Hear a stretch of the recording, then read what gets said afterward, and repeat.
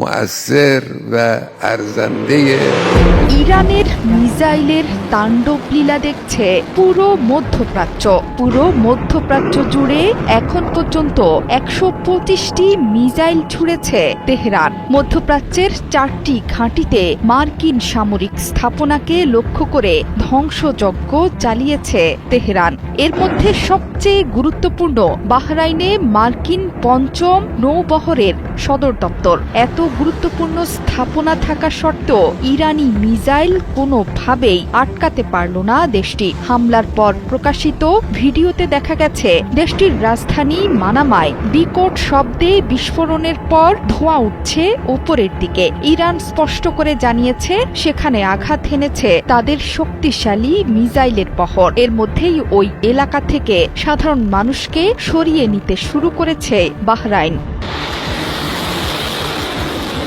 একই সময়ে কুয়েত এবং সংযুক্ত আরব আমিরাতেও বিস্ফোরণের শব্দ শোনা গেছে। এছাড়া কাতারে প্যাট্রিয়ট প্রতিরক্ষা ব্যবস্থা ইরানের একটি মিসাইল ঠেকিয়ে দিয়েছে বলে জানিয়েছে কাতার ভিত্তিক সংবাদ মাধ্যম আল জাজিরা। ইরানের হামলায় মধ্যপ্রাচ্য জুড়ে তুমুল ক্ষয়ক্ষতির খবর দিয়েছে আন্তর্জাতিক গণমাধ্যমগুলো।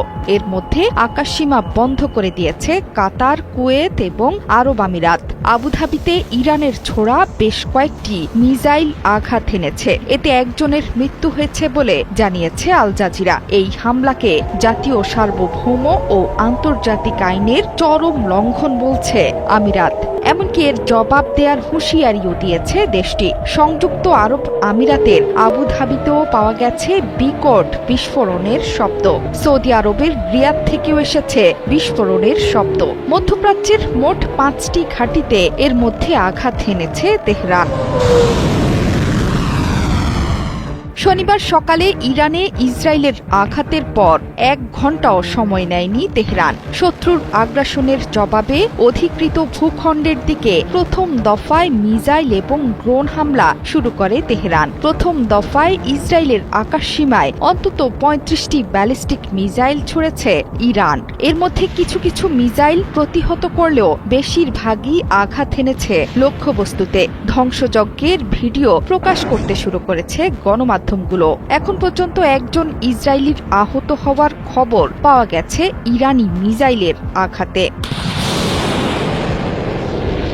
ইরানি মিসাইলের তাণ্ডবে দিক বিদিক ছুটছেন ইসরায়েলি জনগণ। হাসপাতাল থেকে শুরু করে সব জায়গাতেই ইরানি মিসাইলের ভয়ে নিরাপদ আশ্রয়ে যেতে মরিয়া ইহুদি জনগণ। দেশজুড়ে জাতীয় জরুরি অবস্থা ঘোষণা হয়েছে আগেই। সামনে আরও কঠিন সময় অপেক্ষা করছে ইসরায়েল তথা পুরো মধ্যপ্রাচ্যের জন্য।